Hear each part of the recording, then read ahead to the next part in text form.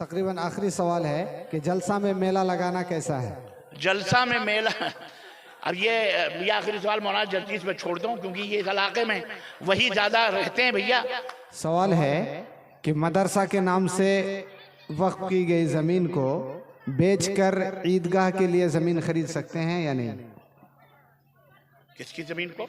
मदरसा के लिए कोई जमीन वक्फ की गई थी, उस जमीन को बेचकर ईदगाह के लिए जमीन खरीद सकते हैं या नहीं? नहीं, जिसके लिए वो वक्फ की गई है वो जमीन उसी की है। उससे ना आप ईदगाह बना सकते हैं ना आप मस्जिद बना सकते हैं। उसे मदरसे के लिए है तो मदरसा ही बनेगा जी। दूसरा सवाल है, शादी में जलसा कराकर शेहरा पढ़ाना कैसा है? शादी में जलसा कराकर शेहरा पढ़ाना, शेर वगैरह पढ़ाते हैं, कवाली पढ़ाते हैं वगैरह। अच्छा, जब मतलब शादी में जलसा, अगर वलीमा वलीमा का मौका है, वलीमे के अंदर लोग जमा होते हैं और शोरा हजरात बुलाए कुछ खुशी में सेहरा वगैरह पढ़ते हैं तो कोई बुरी बात तो नहीं है, अगर उसके अंदर बहुत ज्यादा कोई गुलू उलू ना हो। बल्कि सेहरे में तो यही होता है, सबकी तारीफ होती है, सबके दूल्हे के लिए दुआएं होती हैं, दुल्हन के लिए दुआएं होती हैं, तो सेहरा वगैरह पढ़ना ये मैं समझता हूं कि इसमें कोई कबाहत नहीं है, यानी कोई नाजायज नहीं है, बल्कि जायज ही है। शर्त यह है कि उसमें म्यूजिक, ढोल, ताजे, गाजे, बाजे, हारमोनियम और ये तमाम सब चीजें ना हो, बल्कि जैसे अभी शायर लोग शेर पढ़ते हैं ऐसे पढ़ जाएं तो कोई हर्ज नहीं है।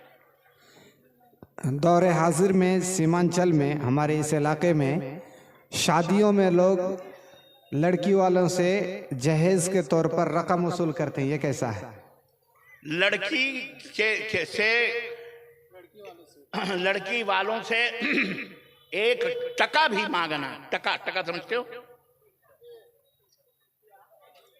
जी, एक टका भी मांगना हराम है और उससे लेना भी हराम है। जिसने लिया है, ये भी सुनो, और जिसने दिया है उसने भी हराम किया है, और जिसने लिया है वो भी हराम खोर है। और क़यामत के दिन ये पूरा अल्लाह के सामने जमा करना पड़ेगा सामने। ये मैं जिम्मेदारी से ये बात कह रहा हूं। जितने भी भारत नहीं पूरी दुनिया के मौलवी मौलाना है उनसे पूछ लो, क्योंकि ये जुल्म है, ये हक है। जहेज की शक्ल में जो पैसा या जो माल या जो गाड़ी या जो कुछ ली जाती है एक बेटी को देने के लिए, मुझे आप एक बात बताइए, बाप ने दिया है, बाप कभी मजबूर होके देता है और कभी कुछ बाप बड़े शान वाले गुरूर वाले होते हैं तो फजूल खर्ची करते हैं और अपनी शान के लिए देते हैं। दोनों हराम है। गुरूर में भी मांग करके ये भी हराम है, मांगने वाला भी हराम कर रहा है। अगरचे उसने दिया है वो भी क़यामत के दिन हाजिर करेगा, जिसने लिया है वो भी क़यामत के दिन हाजिर करेगा। क्यों? इसलिए कि उसमें उसके बच्चों का भी हक है, उसके दूसरी बेटियों का भी हक है।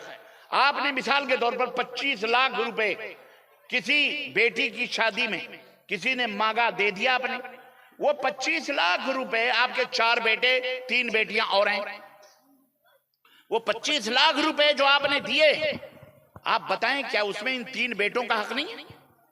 या वो 3 बेटियां जो एक्स्ट्रा बैठी हैं आपके घर में उनका हक नहीं है? बोलो। तो आपने तीनों 6 का हक मारकर, बेटा और बेटी, 3 बेटा और 3 बेटी का मारकर एक बेटी को दे दिया और उस नामर्द को दे दिया, जनखे को, जो अड़ा हुआ है कि हमको 25 लाख रुपया चाहिए जब तुम्हारी बेटी से शादी करे। ऐसे आदमी को जूता खींच के मार के भगा देना चाहिए। ऐसे नामर्द से मेरी माँ बहनों शायद बेटियां शादियां न करना।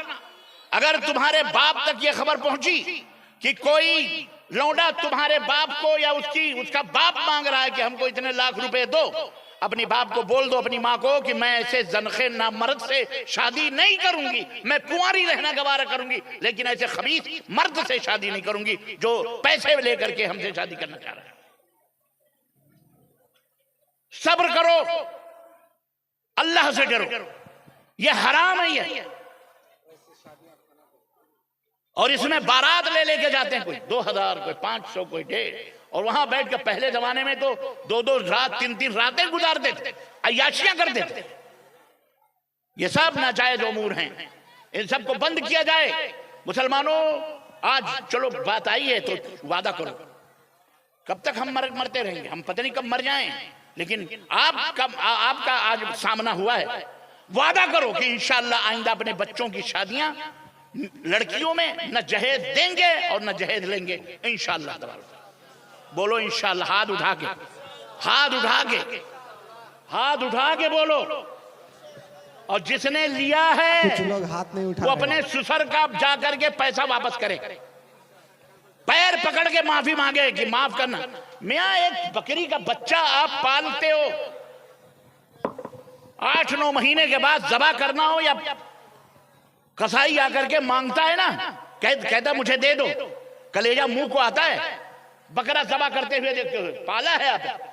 18-19 साल एक बाप अपनी बेटी को पाल पोस कर बड़ा करता है, खिला पिलाकर, सीने पर उसे सुलाकर, थपकियां देकर, रातों रात कंधे पर लाद कर इधर से उधर अपनी बेटी को रोती है, सुलाता है, बीमार होती है, उसके लिए इलाज करवाता है। और आप 18-20 साल की इस खिदमत को लात मारते हुए आप उससे पैसे का मुतालबा करते हैं और फिर कहते हो हम दीन रसूल, दीन इस्लाम, हम अपने अहले हदीसियत पे। यही बगल में पड़ोसी में सऊदी अरब है, वहीं गल्फ है। हमारे छोटे दिलों को, छोटे भाइयों को भारत के अंदर बड़ी बुराइयां सऊदी अरब की नजर आती हैं। ये नहीं नजर आता कि वहां का लड़का मां को भी 30-30 हजार के सोने देता है, मालूम? वहां का लड़का हार देता है, वहां का लड़का मुकम्मल तरीके से लड़की की कफालत करता है, मेहर देता है, तब जाकर के उससे शादी करता है। और एक आप हैं, एक आप हैं कि आप जनाबे अली भिखमंगे बने हुए, इंटरनेशनल भिखारी। घड़ी दे दो, 4 व्हीलर दे दो, 2 व्हीलर दे दो, फलाना दे दो, ढगाना दे दो। ये सब चीजें हराम हैं। ये सब चीजें क्या हैं बोलो? और इंशाअल्लाह, इंशाअल्लाह इस हराम के करीब जाओगे, हाथ उठा के वादा करो, हाथ उठा के इंशाअल्लाह जाओगे, इंशाअल्लाह, इंशाअल्लाह। और ये जितना लिया है सबको वापस करना। और लड़कियों तुम भी सुनो, अपने अपने शौहरों को सोने नहीं देना, बोलना जाके पहले अब्बा को जितना तुमने लिया वापस करो, नहीं तो मैं चली अपने अब्बा के घर। अल्लाह हम सबको हिदायत ना फरमाए। खत्म है? 2-3 सवाल है शेख, जल्दी जल्दी हो जाए। देखिए एक सवाल है, वहां जजी साहब भी आ गए, मैं उनके लिए ही बैठा था। 7वें दिन के बाद अकीका करना कैसा है? 7वें दिन के बाद ही 7वें दिन अकीका करना है। अगर तौफीक नहीं है तो जब भी तौफीक मिले तब भी कर लो, कोई हरज इंशाअल्लाह नहीं है। लेकिन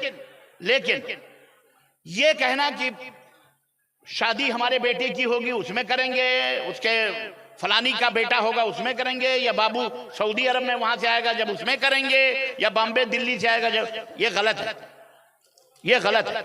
जितनी जल्दी आपको अल्लाह तौफीक दे उतनी जल्दी अकीका कर लो, बकरा ज़बह कर लो। अल्लाह खैर कर। जी सवाल है, दौरे हाजिर में मुसाफिर नमाज का कसर कितने दूर से शुरू कर सकते हैं? इसके लिए 15-20 किलोमीटर, 40-45 किलोमीटर कोई हद है या नहीं? ये बड़ा लंबा चौड़ा सवाल है, मुख्तसर आप ये मैं बता दूं आपको कि न 60, न 70, न 50, न 100, न 200। आप जिस सफर को सफर कहते हैं वो 25 किलोमीटर ही की दूरी पर क्यों ना हो, उसमें भी नमाज कसर है। और अगर वो सफर नहीं है 100 किलोमीटर, 200 किलोमीटर, आप अंडा बेचने जा रहे हैं, अंडा बेच के आ रहे हैं, वो सफर नहीं होता। आप पूर्णिया जा रहे हैं, पूर्णिया से वापस आ रहे हैं, रोजाना आपकी ड्यूटी है, वो सफर नहीं कहलाता। तो जिसको माशरे के अंदर, उर्फ के अंदर सफर कहा जाता है कि फलाने कहाँ गए, फलाने सफर में गए, उसको सफर कहते हैं। चाहे वो 25 किलोमीटर या 15 किलोमीटर दूरी पर कोई गांव हो, वहां जाकर कयाम कर ले। बात समझ में आई? जिसको उर्फे आम में सफर कहा जाता। लेकिन कहाँ गए, वो फलाने, वो मुर्गी का अंडा देने गए, मुर्गी लेने गए, बकरा लेने गए, वो फलाना सामान खरीदने गए, अभी आ जाएंगे शाम तक, तो उसको सफर बोलो।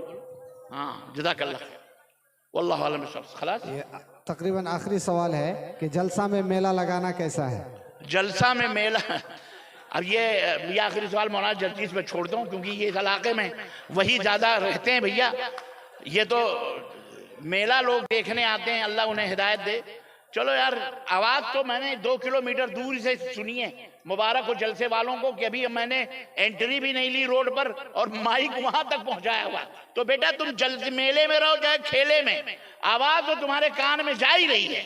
और तुम तो सुनोगे तो सवाब पाओगे, नहीं सुनोगे ऑटोमेटिक तुम गुनाह पाओगे। अल्लाह तुम्हें हिदायत दा फरमाए, और जहां भी रहो अल्लाह हिदायत दे दे, बस कोई मसला नहीं है। अल्लाह अल्लाह खैर सल्ला। बस एक दरख्वास्त है, मेला है कोई बात नहीं भाई, इसमें फोटो वोटू ना बेचा वचा करो, और जरा अपने लड़कों को लड़कियों को जरा हिजाब और संभाल के रखा करो।